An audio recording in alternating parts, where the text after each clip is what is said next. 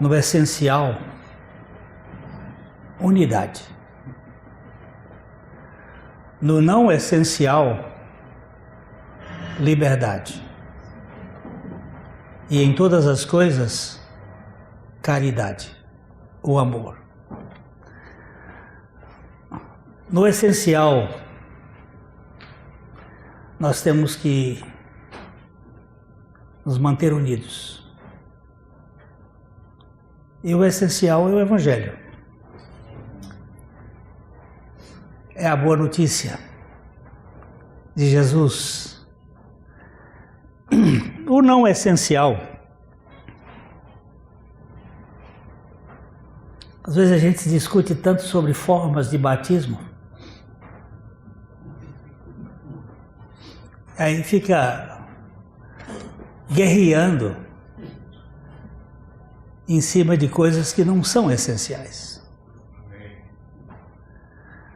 E nós precisamos do amor em todas as coisas.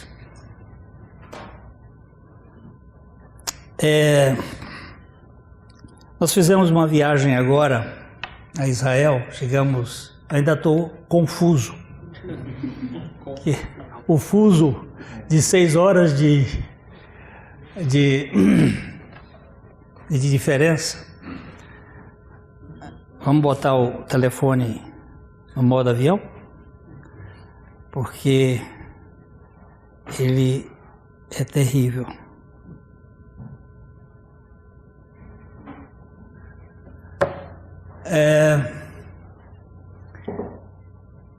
Eu cheguei na quarta-feira à noite e eu pensei que eu estava com alguma doença mental, porque eu não conseguia. Onde é que eu estou? Parece que eu estava fora da realidade. Fui a Chicago primeiro, 2 horas a menos, depois para Portugal, e depois para Israel, e voltar tudo de uma vez, a cabeça fica meio confusa. Mas nessa viagem nós fizemos em Israel com um projeto de Dan a Berseba, que é ver as insondáveis riquezas de Cristo.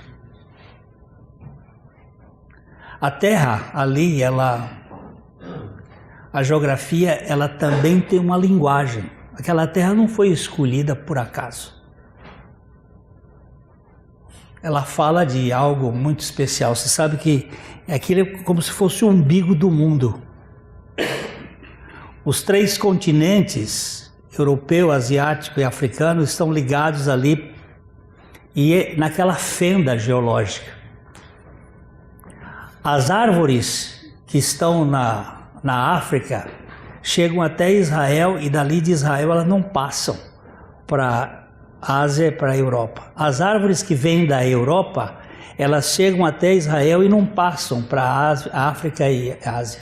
As árvores que estão na Ásia, elas vêm até Israel e não passam para a Europa. É uma coisa assim difícil de se entender. Por que aquilo? Há uma centralidade. Deus não escolheu aquela terra por acaso. É porque não presta. É exatamente porque não presta que ele escolheu. Porque a Bíblia diz que ele escolheu as coisas que não são para confundir as que são. E uma coisa que me chamou muita atenção é a história que Israel só tem um rio. E ele é formado por 3 afluentes. Israel só tem um Deus, e ele é trino. E este rio nasce no Monte Hermon, a praticamente 3.000 metros de altitude, e vai desaguar no Mar Morto, a 432 metros abaixo do nível do mar.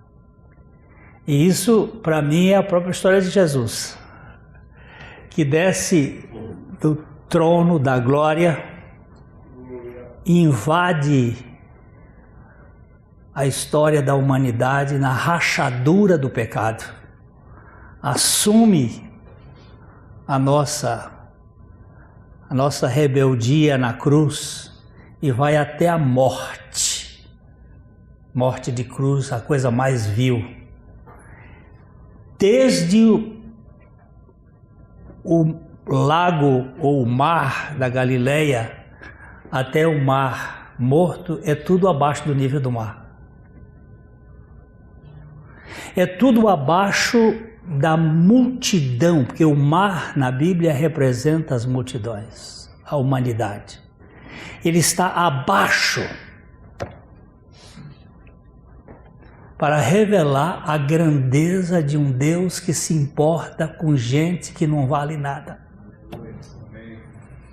Então, essa ideia me marcou muito, olhar para a terra como uma linguagem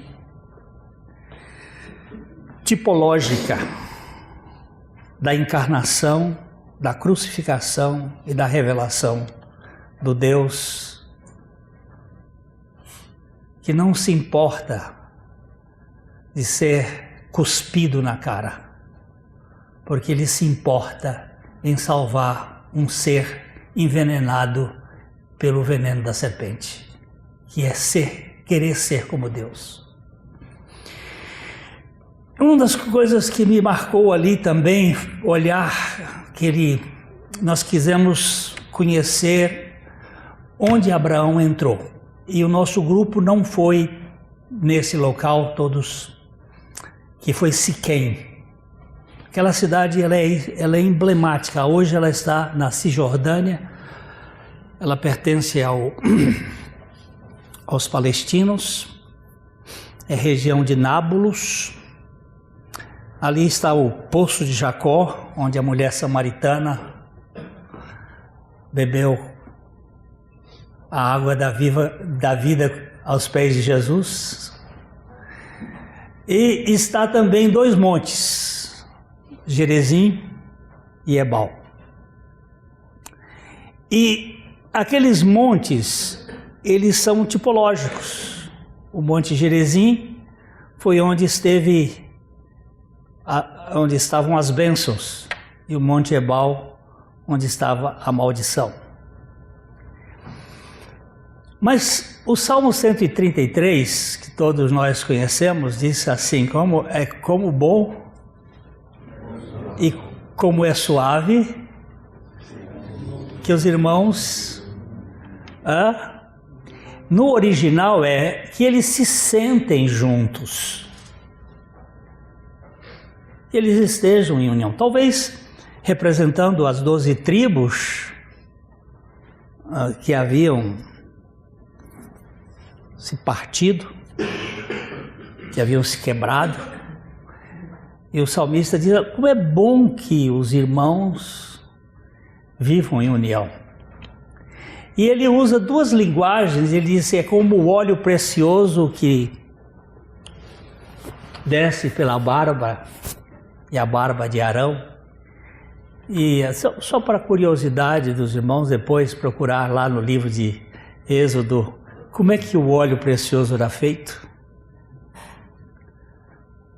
Ele era composto com 500 unidades de uma coisa, 250, 250 e 500. Eu não vou dar porque depois você fica preguiçoso e não vai pesquisar. Mas é só a coisa interessante: 500, 500, 250 e 250 no meio. Porque quem foi partido foi Jesus. 50 o Pai, 50 o Espírito, mas Jesus foi partido. 250, 250. Cálamo e Cinamomo, ele desce pela barba para gerar unidade na maçaroca da barba. São Hélio tem uma barbicha ali, é bonita, né? Mas a de Arão vinha aqui abaixo da cintura.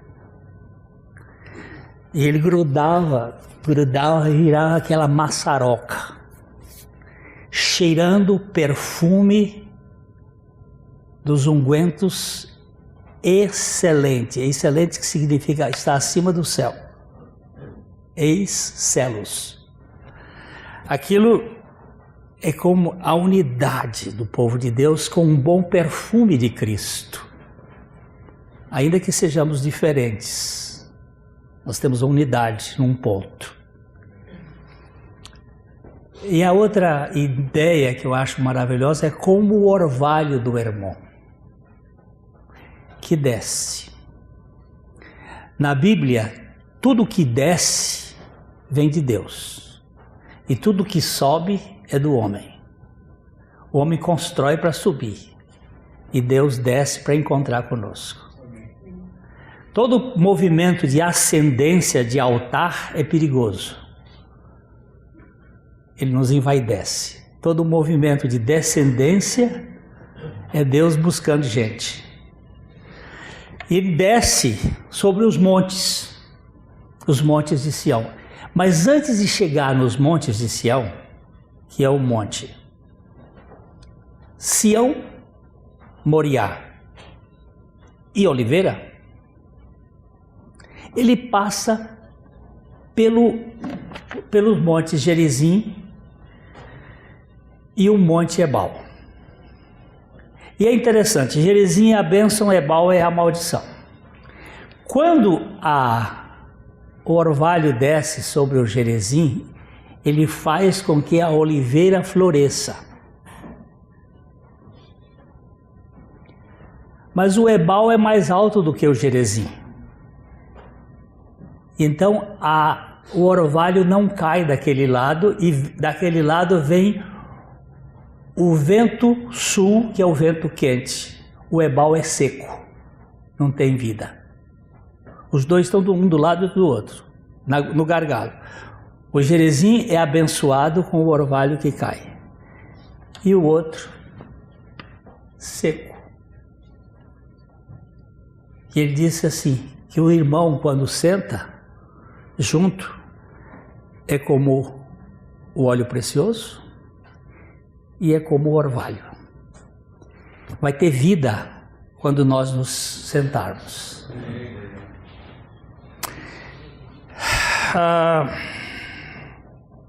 Paulo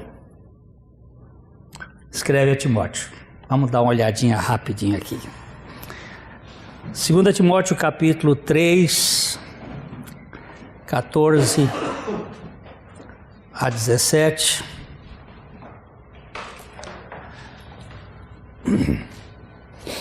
Aí a gente vai estar sendo gravado aqui e tudo, mas se você ler bem alto, a gente o som pega aqui. Cada um pode ler um versículo. Eu gostaria que nós lêssemos a palavra. Quando Paulo escreve, né, a Timóteo, ele diz assim: prossiga na leitura. Quando ele diz prossiga na leitura, é a leitura pública da palavra. E nós temos que ler a Bíblia. Porque há uma bem-aventurança no Apocalipse, bem-aventurado aquele que lê. E bem-aventurado aquele que ouve, e bem-aventurado aquele que guarda as palavras dessa profecia. Então, nós precisamos ler a palavra de Deus. Porque as pessoas não vão ser salvas pelas nossas pregações, elas vão ser salvas pela palavra de Deus. É a palavra de Deus quem dá rumo à igreja. Então, vamos ler aqui. São versículos 14, 15, 16 e 17. Cada um lê em voz alta. Vocês tomaram um bom café, então estão habilitados com o diafragma e com o estômago para ler e a gente gravar isso aqui. Tu, porém, permanece naquilo que aprendeste e de que foste inteirado, sabendo de quem o aprendeste. E que desde a infância sabes as sagradas letras, que podem tornar-te sábio para a salvação pela fé em Cristo Jesus. Toda a Escritura é inspirada por Deus, é útil para o ensino, para a repreensão, para a correção e para a instrução na justiça. Para que todo homem Deus seja perfeito, perfeitamente instruído em toda a obra. Ele chama a atenção do seu filho Timóteo. Paulo aqui está no canto do cisne. É a sua última carta, possivelmente.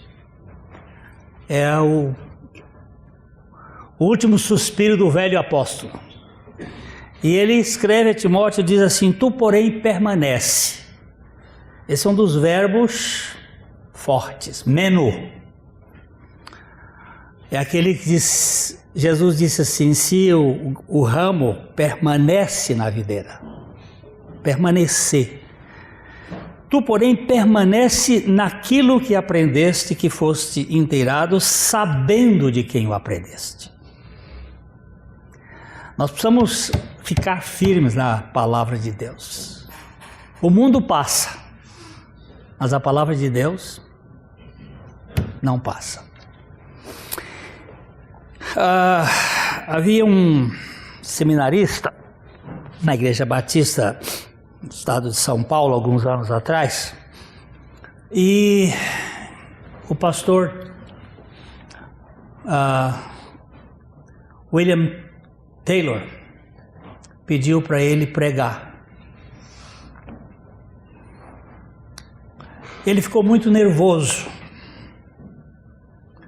e não estava acostumado e foi apanhado de sopetão assim na última hora.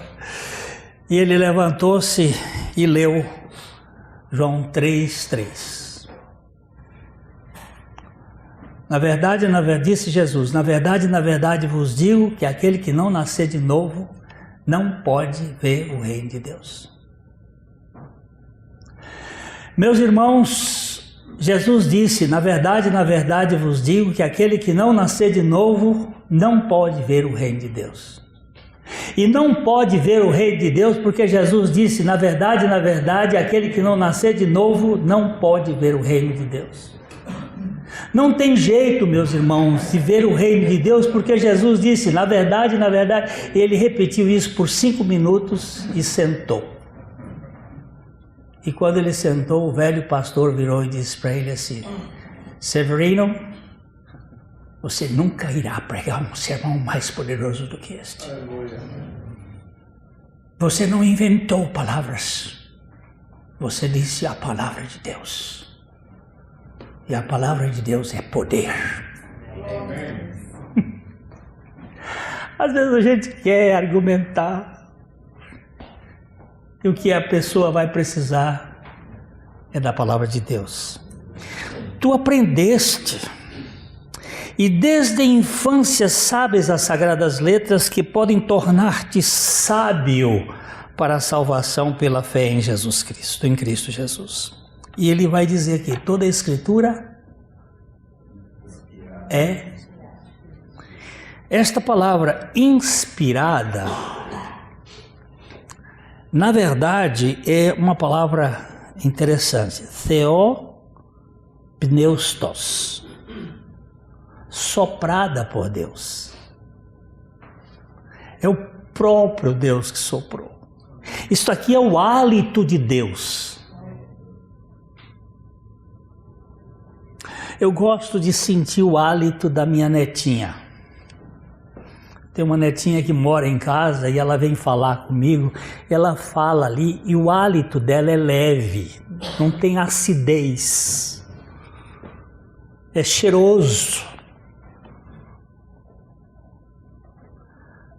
Este livro é o hálito de Deus. Nós precisamos ler e reler a palavra de Deus. E ficar em cima dela. Ele diz exatamente isto. Toda a Escritura é inspirada por Deus e útil para o ensino, para a repreensão, para a correção e para a educação na justiça, a fim de que o homem de Deus seja perfeito e perfeitamente habilitado para toda boa obra.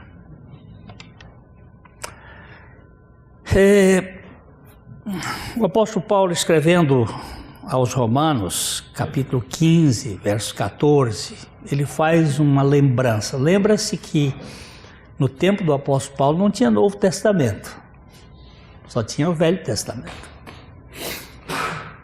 E muitas vezes a gente acha que o Velho Testamento não tem Evangelho. Ele não tem realmente o Evangelho na sua estrutura de fruta, mas ele tem o Evangelho na sua estrutura de flor. Está ali o embrião do Evangelho.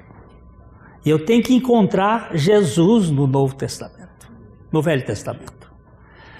O Dr. Christian Shane foi um expositor bíblico muito precioso, morreu ano passado. Ele dizia: se você lê a Bíblia e não encontrar Jesus, você não está lendo a Bíblia. Se você lê uma página da Bíblia e não encontrar Jesus, você não está lendo a Bíblia. Mas Jesus está na genealogia, mas inteiro. Tem hora que você topa com ele nos nomes assim, ó. Ele está ali. Porque as Escrituras revelam Jesus. Ele diz para os fariseus: vocês examinam as Escrituras procurando vida eterna nelas, e elas testificam de mim, e vocês não querem vir a mim para terem vida. Alguns dizem que a Bíblia é a chave hermenêutica. Jesus é a chave hermenêutica da Bíblia. Aí dá uma discussão. Eu acho que ele é o leito da Bíblia. Ele é onde a Bíblia corre, é ele. E Paulo diz aqui em Romanos 15, 4. Como é que é? Alguém lê? Porque tudo que dantes foi escrito, para nosso ensino foi escrito, para que pela paciência e a consolação das Escrituras tenhamos esperança. Tudo o que foi escrito para o nosso ensino foi escrito. Lembrar que não existia Gálatas, não existia Romanos, não existia Apocalipse. É o Velho Testamento. Mas eu não quero ficar no Velho Testamento só vendo histórias. Eu quero ver Elias com o bafo de Jesus. E quando eu vejo Elias muitas vezes deprimido. Que às vezes eu encontro pastor deprimido, porque eu também já tive depressão. Por causa de ser muito solitário. O pastor vive sozinho, com um rebanho nas tetas, puxando. E ele tendo que dar leite quando às vezes não tem mais leite para dar. Sofrendo e não tem com quem compartilhar. Desde 2006 eu estou indo ao Paraguai, depois do Paraguai a Bolívia, Argentina, Chile, Uruguai, para um projeto que é chamado Literatura com Propósito, para tratar com pastores que sofrem. E começamos porque um irmão que era da nossa comunidade foi ao Paraguai e lá ele convidou 5 pastores para trabalhar com os empregados dele, e depois de uns meses um deles foi assassinado, e 3 meses depois a filha desse pastor se suicidou e os outros 4 entraram em depressão, e ele me ligou dizendo: Glênio, você podia vir aqui para dar um curso de capacitação para esses pastores? E eu disse para ele assim: meu filho, onde é que você já viu homem capacitar homem? Que nos capacita é o Senhor. Amém. Mas eu posso ir aí para perguntar para eles para onde eles estão olhando. E eu fiquei uma semana com aqueles 4 e mais 2 paraguaios, e a partir daquele encontro, todo ano eu tenho ido. Hoje nós cobrimos mais de 1.700 pastores no Paraguai, uns 8.000 na Bolívia e nos outros países 1.000 e tantos.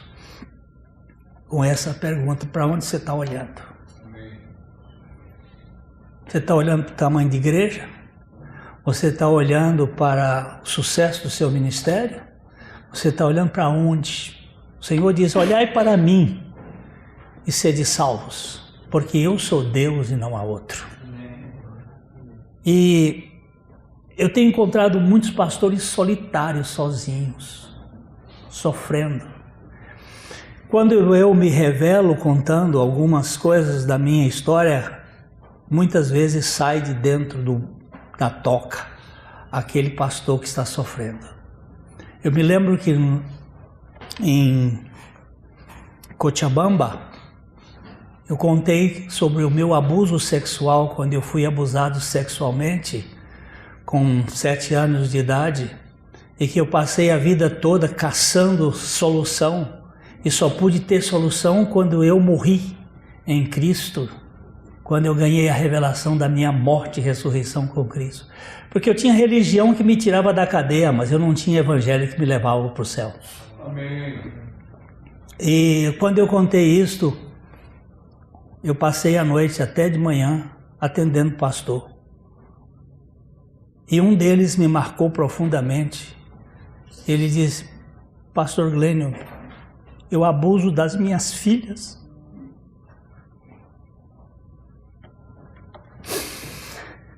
Isso é fato, isso não é mentira.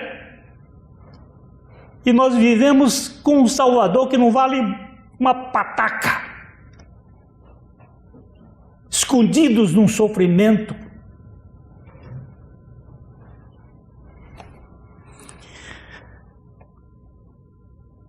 Nós não temos outro lugar senão as Escrituras.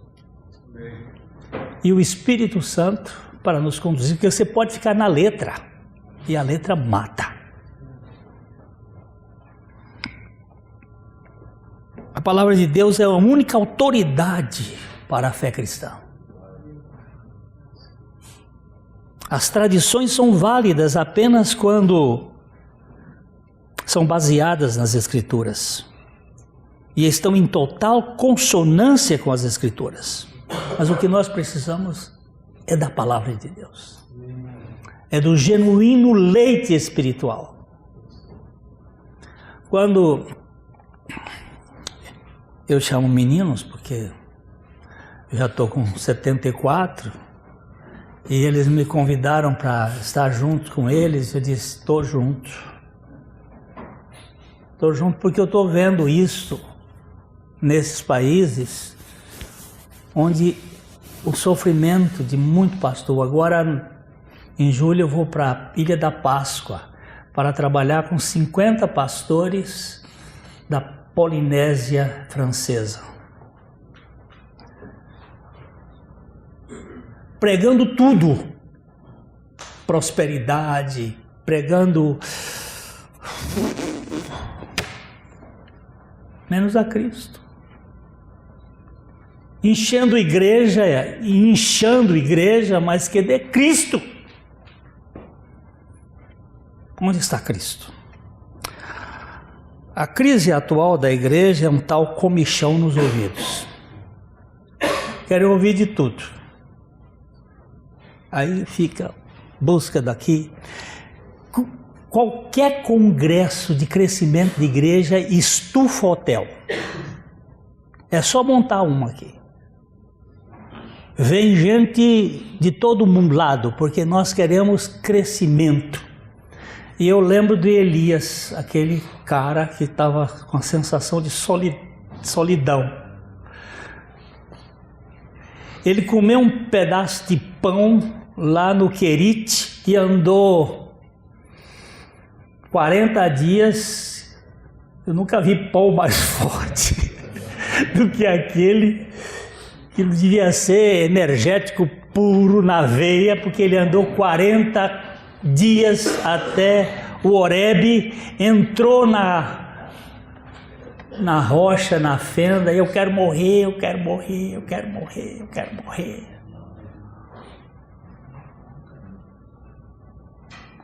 E Deus então resolve conversar com ele e faz uma dramatização, vem trovão, vem relâmpago, vem terremoto, vem tudo, e ele atrás, porque nós queremos coisas bombásticas que aconteçam e que sejam, oh, o céu está tremendo, e de repente Deus aparece num cicio suave, ou medroso, ou dormente, ou fugitivo, fugindo de uma mulher idiota.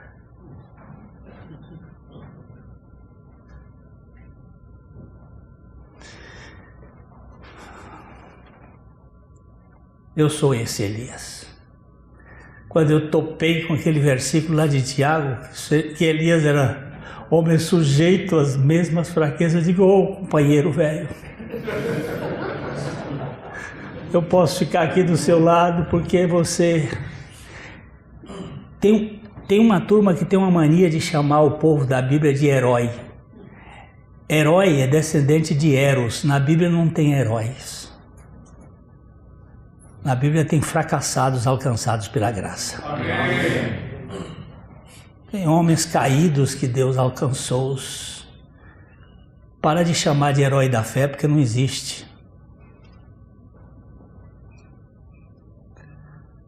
Senão você vai querer subir no pódio. Olha, eu tenho fé, tenho grande fé.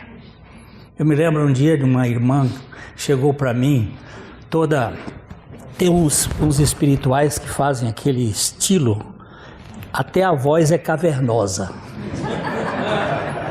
Aí ele, Pastor Glênio, eu sou uma mulher de muita oração. E aí ela levantou assim rapidamente a saia e mostrou os joelhos calejados. Eu era mais novo a gente faz coisas... Eu disse, a senhora podia botar a língua para fora? Por que, pastor Glênio? Eu disse que eu quero ver o tamanho da sua língua. Porque o Senhor Jesus disse que quando você fosse orar, fechasse a porta, trancasse a porta, orasse a seu pai que vem em secreto, e seu pai que vem em secreto te recompensará. Que história é essa de propagandear que você é mulher de oração?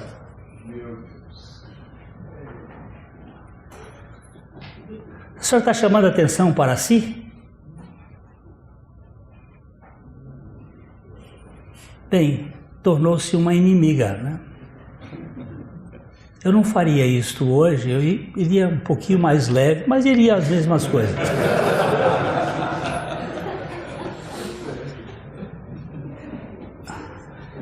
Meus irmãos, prega a palavra. É a exortação mais relevante para os pregadores de qualquer época. Prega a palavra. Eu comecei aqui em 74. Quanto tempo ainda tenho? Não. Vou contar só uns casinhos. Eu não sou pregador, eu digo que sou um contador de história.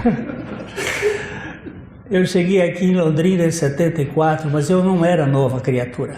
Eu era religioso. Fui criado dentro da igreja, e dentro de pequenininho, aquela coisa toda, mas não era uma pessoa que tinha uma experiência. Fui dar aula no Isbel, e o pastor Arno Degal me convidou para ouvir um pregador que veio pregar. E eu fui ouvir aquele pregador muito snob, eu era muito snob, muito metido a besta, achava que eu sabia alguma coisa, e eu sentei lá no banco, todo de terno tropical inglês, e aquele pastor vestido simplinho, tocando sanfona, e eu disse, onde eu fui amarrar minha égua. Mas 15 minutos depois da pregação que ele estava pregando, eu estava tremendo, disse, isso não é minha experiência. Meu velho homem nunca morreu, mas a Bíblia diz que morreu, então eu creio. Não aconteceu nada especial, nada assim bombástico, mas a partir daquele dia, uma suficiência começou a tomar conta de dentro para fora. No outro dia, eu fui pregar lá no Isbel, e aquele pastor que estava aí foi me ouvir. E ele Eu terminei a pregação, todo mundo, professores, reitor, os alunos vieram me abraçar. Olha, pastor, que bênção, que isso, aquilo. E aquele pastor foi o último a me cumprimentar. E ele chegou para mim e disse assim: meu filho, quando você não tiver nada mais para pregar, pregue a palavra de Deus.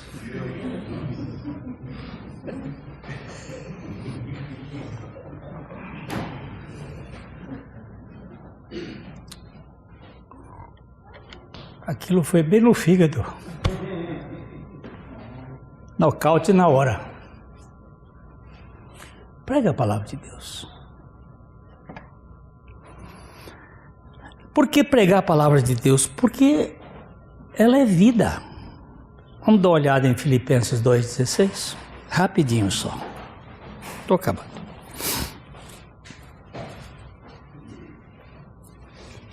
Filipenses 2,16.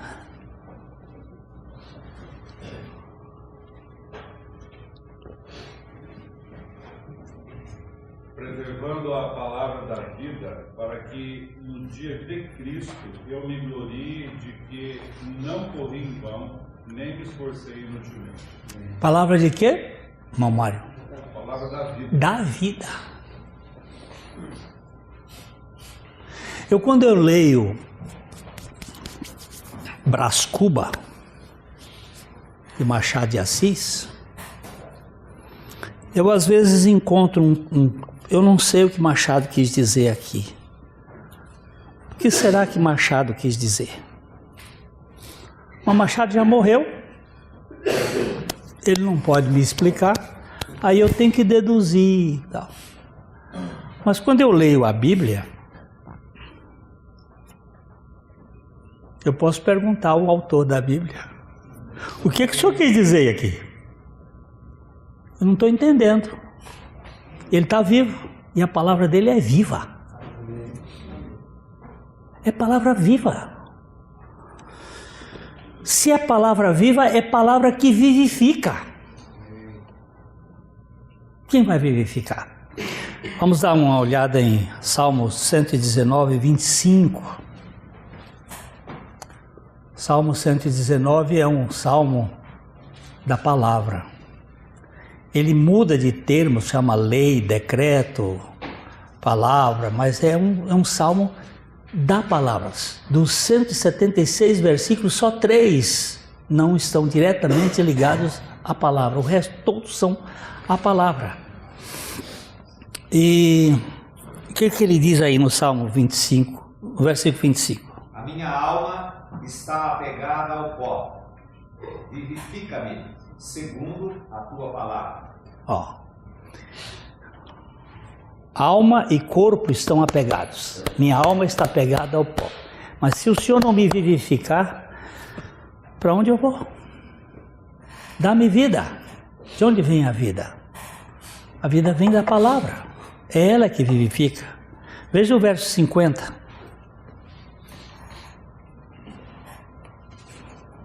O que me consola na minha angústia é isso, que a tua palavra me vivifica. É a tua palavra que me vivifica. Eu estava na casa de uma senhora aqui em Londrina, eles eram libaneses, estávamos almoçando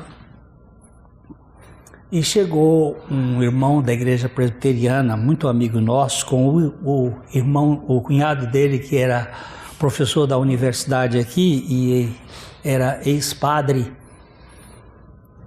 e estava lá o pastor Abuchaim, e ele chegou com aquele irmão e disse: pastor Abuchaim, esse irmão ouviu o senhor pregar ontem lá na igreja batista, ele queria conversar com o senhor, ele está querendo estar com uma série de dúvidas e ele queria conversar com o senhor.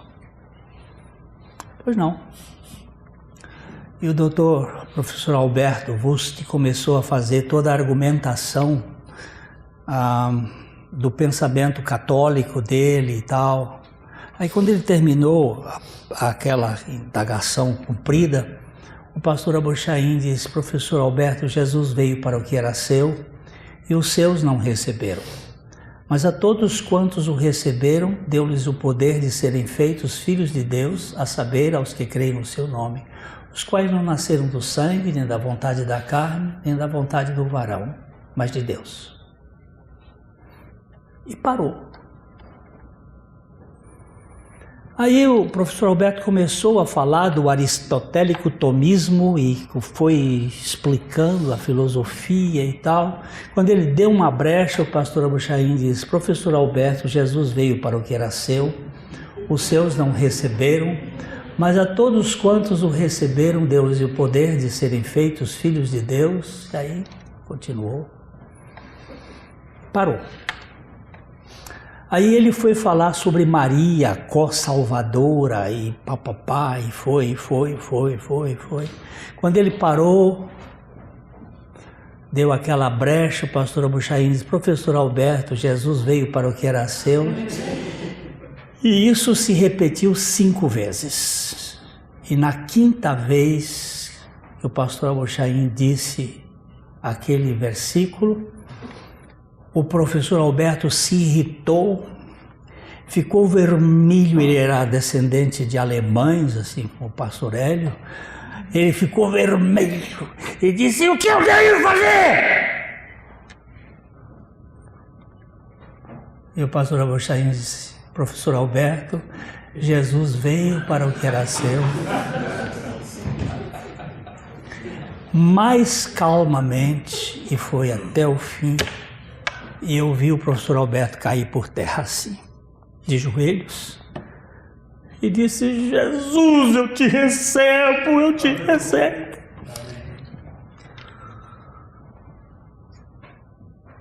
Quando ele sentou-se, depois ele fez a oração, nós oramos ali juntos, fomos para casa e o pastor Abuchain me admirou muito a forma de evangelizar do senhor. O senhor não argumentou, ele disse: nenhum argumento humano convence o homem. O que convence é o Espírito Santo pela palavra. Aí ele disse: meu filho, quando você for conversar com alguém, peça a Deus um prego.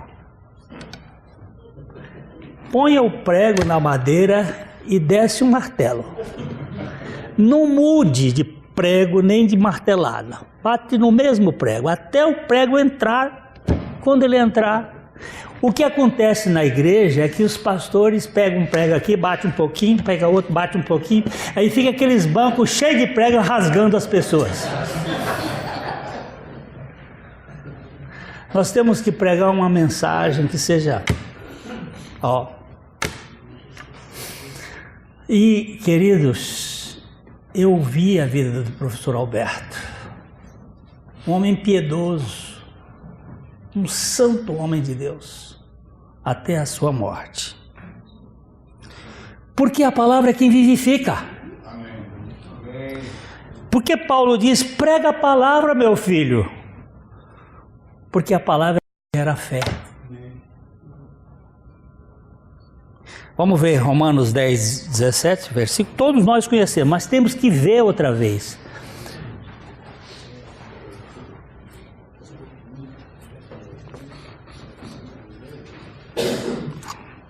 Romanos 10, 17.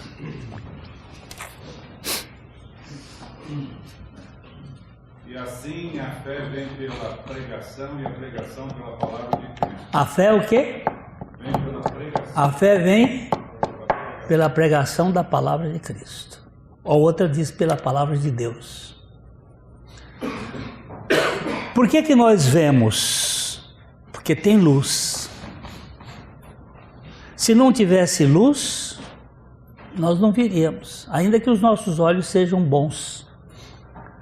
Então, o C.S. Lewis, aquele escritor das Crônicas de Nárnia, ele tem uma frase muito interessante que ele diz assim: o sol me dá a luz para eu ver o sol, assim como a palavra de Deus me dá a fé para eu crer em Deus. Eu não tenho fé em mim, como eu não tenho visibilidade em mim. Eu preciso da luz para ter visibilidade. E eu preciso da palavra de Deus para eu ter fé. Não existe fé que existe no homem é fezes. E fezes fede mais. Mas a fé que vem da palavra de Deus, ela é quem regenera e ela é eterna. 1 Pedro 1, 22 a 25. Eu termino já, viu?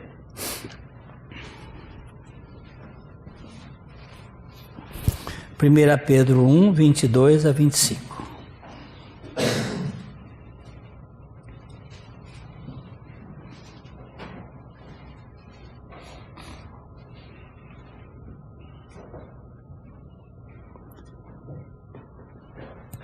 Tendo purificado a vossa alma pela obediência à verdade, tendo em vista o amor fraternal não fingido, amai-vos de coração uns aos outros ardentemente, pois fostes regenerados não de semente corruptível, mas de incorruptível, mediante a palavra de Deus, a qual vive e é permanente. A palavra de Deus é o quê? Viva e permanente. Viva e permanente. 24. Pois toda a carne é como a erva, e toda a sua glória como a flor da erva. Seca-se a erva e cai a sua flor. A palavra do Senhor, porém, permanece eternamente. Ora, esta é a palavra que vos foi evangelizada. Essa é a palavra. A palavra de Deus, ela é viva, a palavra de Deus vivifica, a palavra de Deus gera fé, a palavra de Deus é eterna e regenera, a palavra de Deus é eficaz. Alguém lembra de um texto que fala que a palavra de Deus é eficaz? Hã? Hebreus 4. O que diz lá? A palavra de Deus é viva e eficaz e mais cortante do que qualquer espada de 2 gumes. E ela penetra até o ponto de separar a alma do espírito, as juntas e medulas, e ela é apta para discernir os propósitos do coração. Aleluia. Aleluia. Aleluia. A palavra de Deus é viva e é eficaz. Eu não preciso contra-argumentar. Pepe, Mude uma vez ia num trem e um bêbado começou a cantar: "Oh, consagrado eu andei e perdido vaguei, longe, longe do meu Salvador." O mudo ficou irritado, porque o bêbado cantando, foi para ele e disse: "Para de cantar, você nunca foi salvo." Ele disse: "Já fui salvo, sim. Foi o senhor que me salvou." Aí o Moody disse: "Ah, fui eu mesmo." Fui eu mesmo. Porque se fosse Jesus, você não estaria desse jeito. Nós salvamos muitas vezes as pessoas. Nós somos os salvadores. Tem muita gente na igreja que é salva pelo pastor e vai para o inferno juntamente com o pastor. Tem aquela história muito interessante de um cara que morreu, foi para o inferno, tinha na fila todo mundo de bruço. Aí o diabo mandou ele: "Vai para o fim da fila." Ele disse: "Não, eu não vou agora não."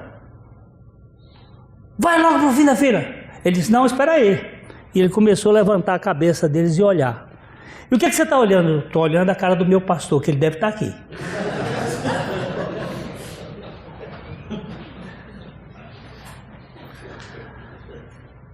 Senhor, não me permitas enganar as pessoas. Amém.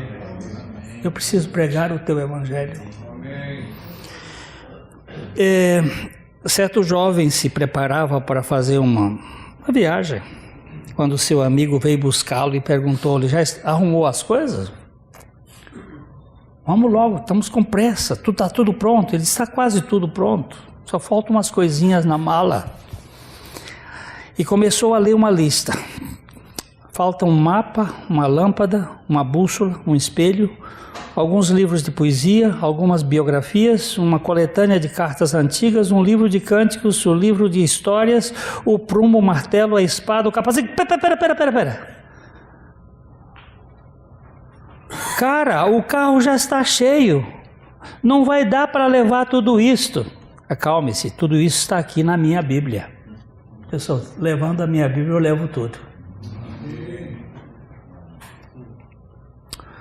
O que você está levando para o púlpito da igreja onde você ministra? Conhecimentos de psicologia, filosofia, teologia. Até teologia pode ser prejudicial. Você precisa levar a palavra. A gente às vezes leva argumentações. A palavra de Deus. Eu gostaria de deixar só aqui alguns pensamentos. Primeiro é de Edward John Cornell, presidente do Fuller Theological Seminary, quando ele disse: quer gostemos, quer não, estamos limitados aos ensinos da Bíblia para nossa informação acerca de todas as doutrinas da fé cristã. E isto inclui a doutrina da visão que a Bíblia tem de si mesmo. Eu tenho que ver a Bíblia com a Bíblia e explicar a Bíblia com a Bíblia. A Bíblia explica a Bíblia. A segunda palavra foi do erudito australiano Leon Morris, quando ele disse: a Bíblia é o único livro que Jesus citou. E isso nunca com base para uma discussão, mas para resolver uma questão. Ele nunca usou a Bíblia para apologética, para defesa. Ele usou a Bíblia para proclamação, para resolver a questão. O que é que nós estamos usando? Eu não sou contra seminário, por favor. Mas eu gostaria que todo aluno de seminário passasse antes pelo cemitério. E que experimentasse sua morte com Cristo.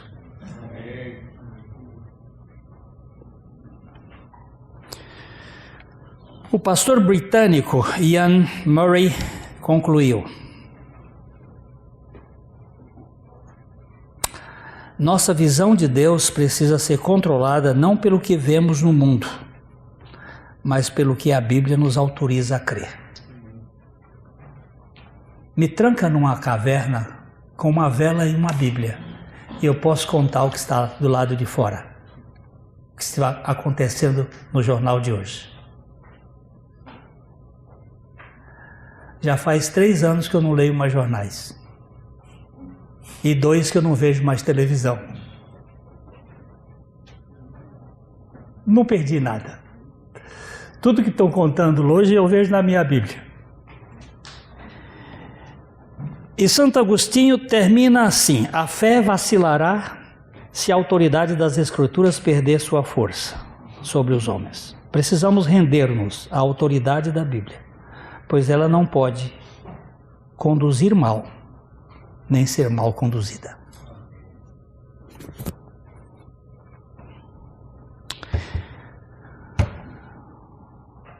Prega a palavra.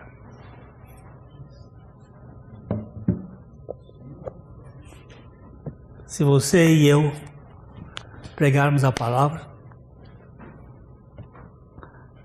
podemos não encher a igreja, mas com certeza vamos encher o reino de Deus. Amém. Vamos levar a gente para lá, porque a palavra de Deus é viva, é eficaz. Que o Senhor nos dê essa graça. Esse grupo está surgindo com essa visão de que nós nos atentemos com mais precisão à palavra de Deus. Só ver aqui, quando Apolo pregou lá em Éfeso, ele era eloquente, ele era fervoroso nas Escrituras e ele era preciso. Mas Áquila e Priscila estavam lá sentadinhos ouvindo Apolo pregar. Sabe o que eles fizeram depois? Chamaram à parte e com mais exatidão lhes expuseram o caminho de Deus.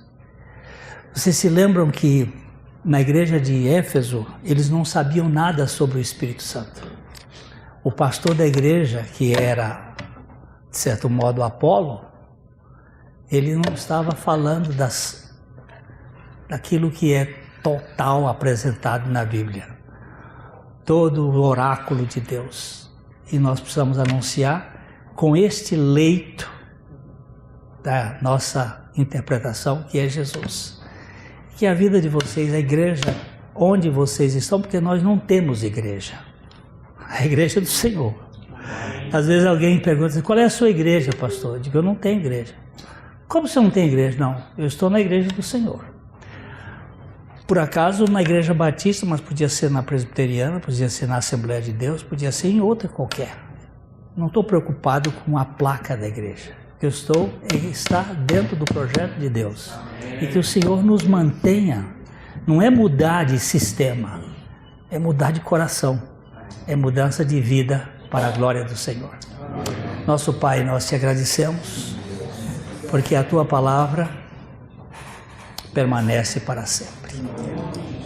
A erva seca-se, a carne murcha, o mundo passa, mas a tua palavra é de eternidade a eternidade.